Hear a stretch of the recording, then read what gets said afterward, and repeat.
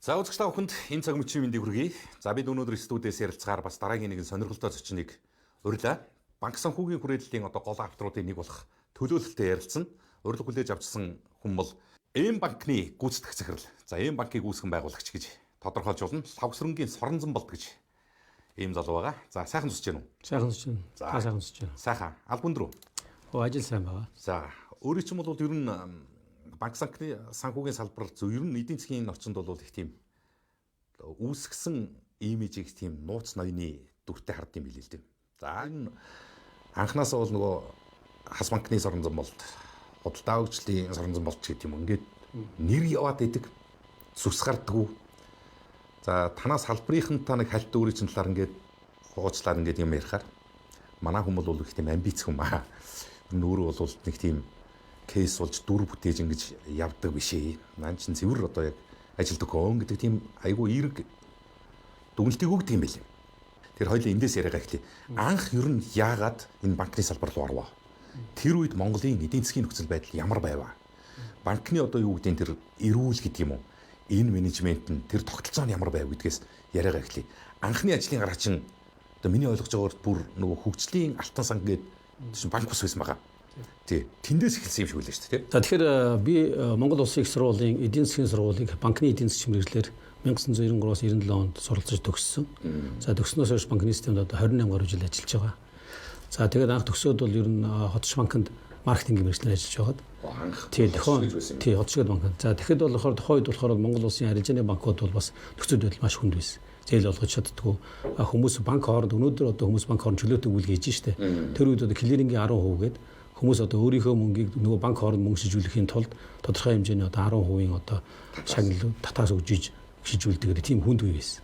Зээл ерөөсөө олддгүй. Зээл олно гэдэг бол одоо тэнгэрийн умдыг атгсан юм шиг л тийм хэцүү үе байсан. Арилжааны банкуд зээлийн их үүсвэргүйсэн юм. Зээлдвэрт их үүсвэр хэцүү байсан. Хоёрдугаарт бол зээл өгөө тэр зээлийг төлөгдөхгүй байгаадсан байхгүй. Тийм нөхцөл байдал эдийн засгийн нөхцөл байдал тийм хүнд байсан. За ломбардны хүү сарын 15% байсан. Хүмүүс гэрийнхээ телевиз хэвсээ авчиж өгөөд тэгээ сарын 15%-аар бизнес эрхлээд ажилдаг тийм л үе байсан байхгүй.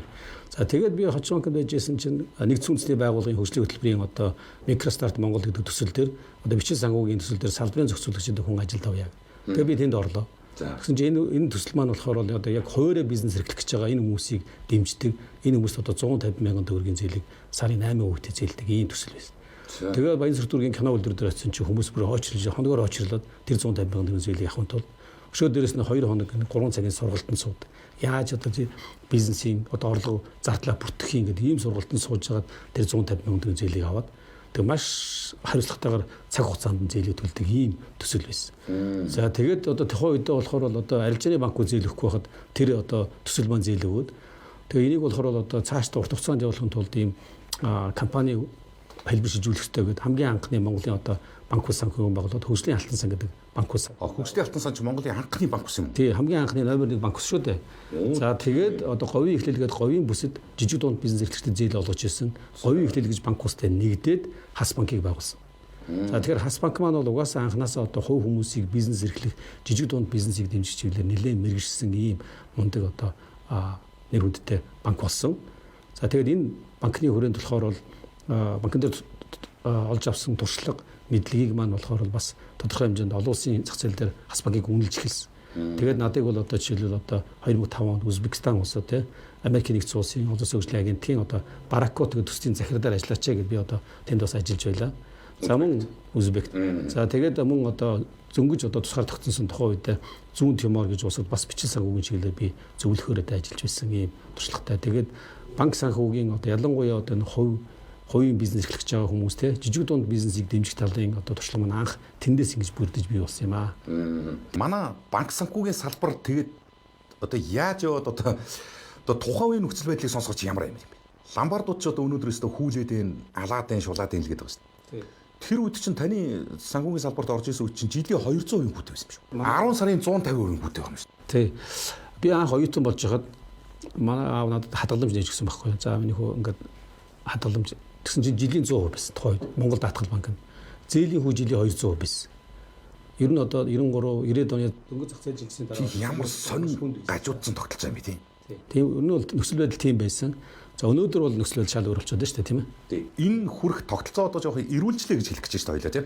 Одоо ер нь бол одоо ингээд Монгол банк зохицуулагч байгууллагын хувьд ч гэсэн нэлээд одоо сайн зохион байгуулалт бодлого зөв гаргаад зохицуулж чаддаг болж байна. Нөгөө талдаа болохоор арилжааны банкуудын удирдлага, менежмент, эрсдлийн одоо удирдлагын тогтолцоо нэлээд засаглалын хувьд ч гэсэн нэлээд бэхжээд эхэлчихлээ.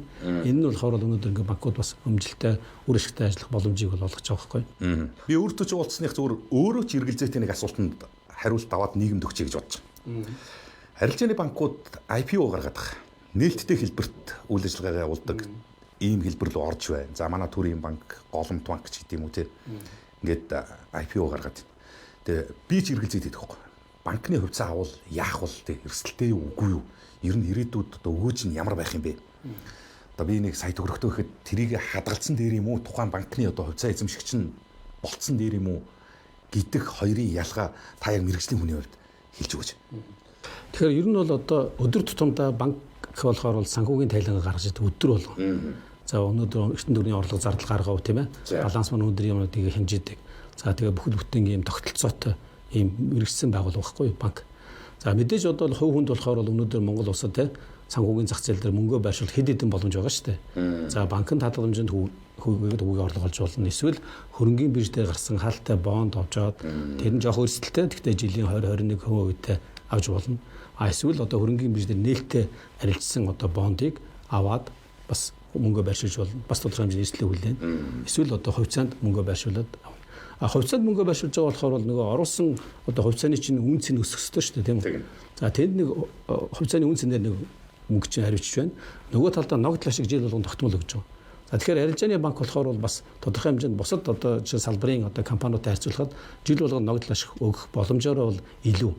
Тийм учраас болохоор бол одоо тухайн хөрөнгө оруулах жоохон маань ийм сонголтуудаас өөрөө л яг жилээ гарах нь миний хувьд бол одоо зүгээр хувь хүний хувьд зөвлөхөд бол мэдээж арилжааны банкны хувьцаа аваад тэгээд салбар ногдлоо шиг авахд эрсдэл багтай тэгсэн мөртлөө өгөөж өндөртэй цогцорхой цаг хугацааны дараа болохоор хөрөнгийн хувьцааны үнц нь өснө гэдгээр давуу талтай гэж зөвлөмөр байна. Зөв. Сайхан ойлгогдож штэ. Яг сайхан ойлгомжтой болоод ирчихсэн. Хас банк одоо бол ингээд нөгөө банкнуудын ийм зэрэглэлч гэдэг юм уу?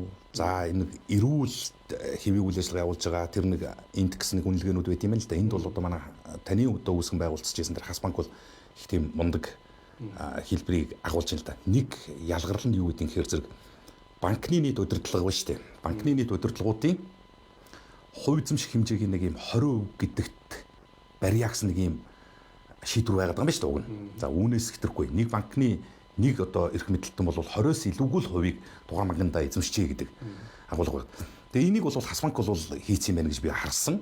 За бусад банкуд яагаад одоо энэ дүүгээ нэг жоохон шилжихгүй хойрог байгаад гэх юм бол банкны эрх мэдэл ер нь нэг хүн дээр төвлөрсөн байх эрсдэл нь юу гэж ойлгодог вэ? Таныг яг хот шиг гэдэг банкнаас ажлын гараа эхэлж байгаа хооронд ч л Монголын арилжааны банк бол нэлээд олон дампуурчлаа шүү дээ. Тий. Тэгэхээр за нэгдүгээр банкны тухай хуулиараа болохоор нэг хувьцаа эзэмших 20% эзэмших тийм хязгаарт орсон шүү дээ. 2021 оноос хойш тийм үү. За тэгээд мэдээж одоо арилжааны банкуд хуульд нийцүүлээд энийгээ биелүүлэхийн тулд ажилласан. За энэ ажиллахын тулд болохоор бол тэр одоо хувьцааг худалдан авах чадвартай хүн хаана байна вэ гэдэг асуудал байна шүү дээ. Нэг бол гадаадд байгаа, нэг бол дотоодд байгаа. За дотоодд байгаа хөрөнгө оруулагчид бол миний түрүүний хэлдэг шиг ийм янз бүрийн хөрөнгө байршуулах хувилбарууд байгаа. Нөгөө талаасаа тэр хөрөнгө оруулах гэдэг улсууд маань өөрсдөө тэр мөнгөн дээр одоо хөрөнгө оруулах гэдэг мөнгөн дээр татвар төлсөн байх хэрэгтэй. За тэгэхээр тийм одоо жишээлбэл арилжааны банкуудын одоо дөрмийн одоо өөрийн хөрөнгийн 20%-ийг гаргачаар тий татвар төлсөн тийм чадвартай Монголын компани хувь хүн хэд байна вэ гэдэг асуулт байгаа байхгүй. Тэгэхээр тэр одоо бүх одоо Монголын том банкуд бүгдээрээ ингээд ийм их хэмжээний мөнгө татах гээд гаргацсан бол тийм хүн олох нь бол өөрөө бас нэлийн өрсөлдөөнтэй тэгээ бас хэцүү ажил байхгүй. Боломжийн үед хязгаарлалт юм байна. Нөгөө талдаа гадаадаас хөрөнгө оруулагч олъё гэхээр өнөөдөр одоо жишээлбэл энэ ковидын дараах нөхцөл байдал энэ Орос Украины дайнтай холбоотойгоор дээрээс нь одоо энэ дэлхийн улс төр эдийн засгийн хуваагдал маш өргөн болцсон энэ үед одоо Монгол улс чинь Оросын холбооноос Хятад улсын дунд орж байгаа Монгол улс руу хөрөнгө оруулж тэгээ 20% эзэмших сонирхолтой гадаадын хөрөнгө оруулагч өнөөдрийн байдлаар маш цөөхөн байгаа байхгүй. Банкуд бол энэ дээр ажилласан гэхдээ үнэхээр холдов.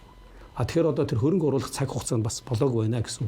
Нөгөө талдаа болохоор гадны хөрөнгө оруулагчид юу ярьж байгаа нөхөр би одоо ч Монголд орж ирээд нэг банкны хувьцаа эзэмшихээр одоо нөгөө талд нь 4 Монгол одоо хөрөнгө оруулагч байна. Тэгээ Монгол улс болохоор бол гадаадын хөрөнгө оруулалтыг хамгаалах талаар хууль эрх зүйн хувьд тийм ээ засаглалын хувьд ингээ асуудалтай байдаг.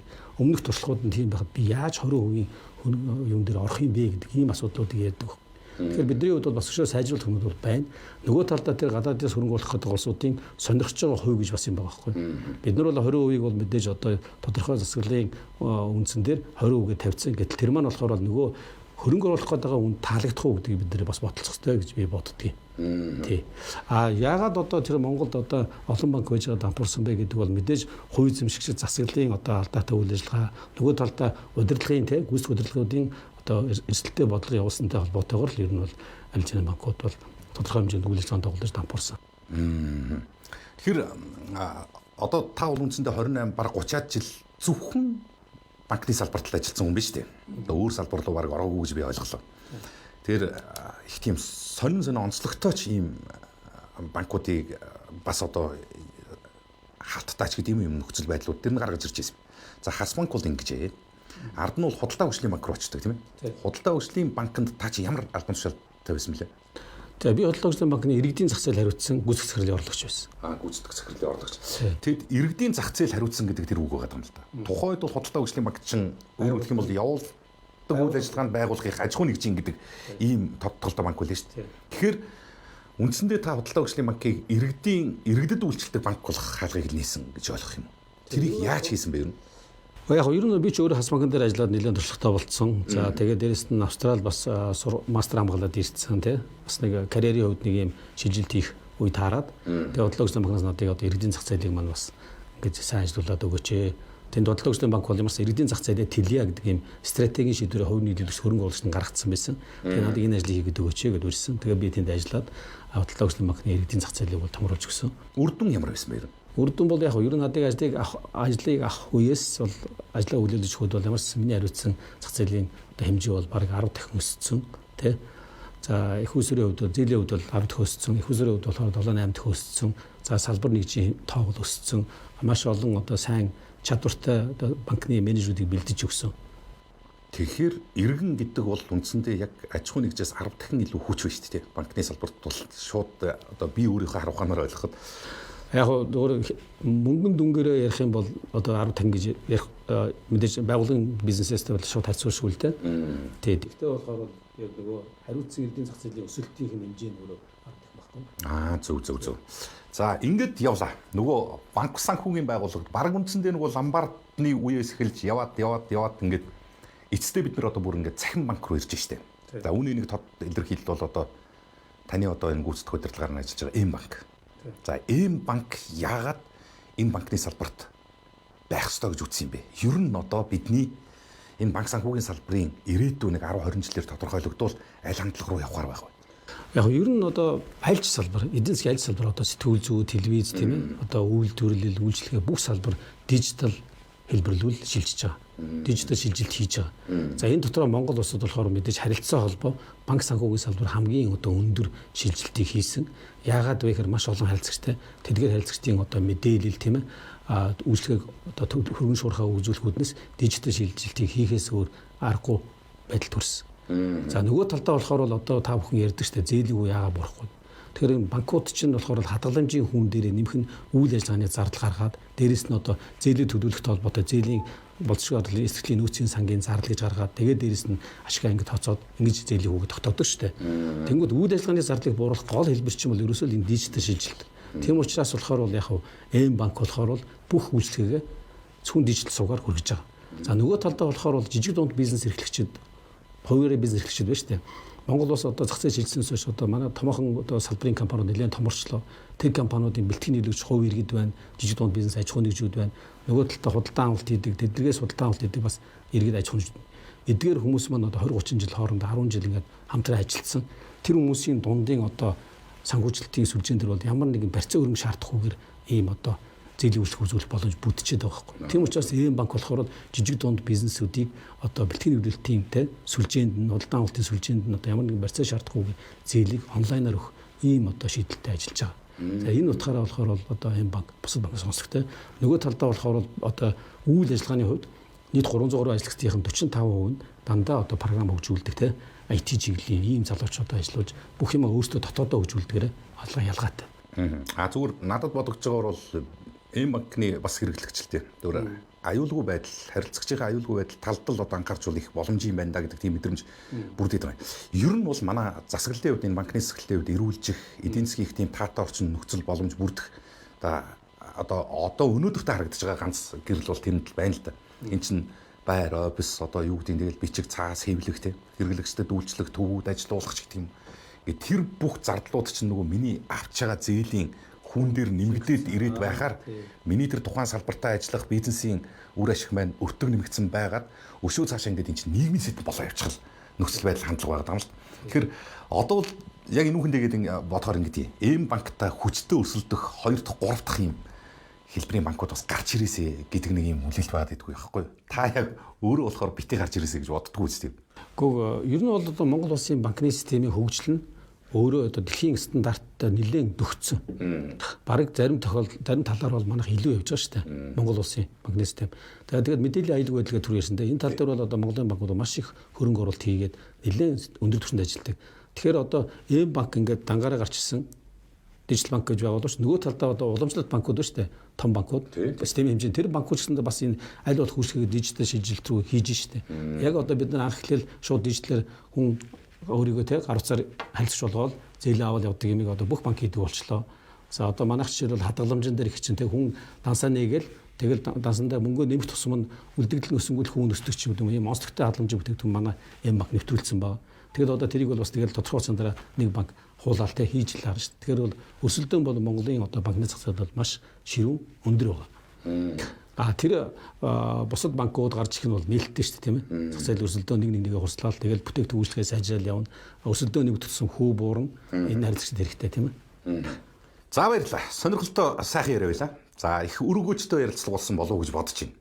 За маш олон иргэд аж ахуйн нэгж байгууллагууд. За аж ахуйч байгуулах ер нь иргэдийн дунд бол бас нэг юм эрсдэлтэй, эмзэглсэн айсан мэдрэмжүүд байгаад идэг. За энэ болгон бас нэг талтаа гарч цэгцэрсэн байх гэж ойлгож байна. За тэгээд таны ажилд бас амжилт хүсье.